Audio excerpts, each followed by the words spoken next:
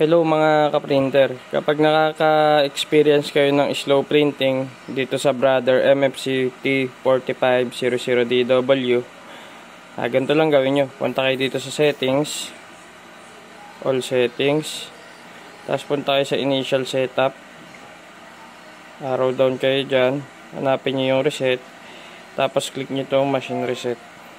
Hold nyo lang siya ng 2 seconds yung okay.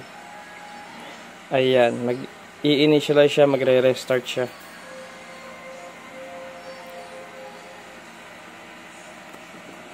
Yan, then iset nyo lang yung date. Yan, tapos okay na yan.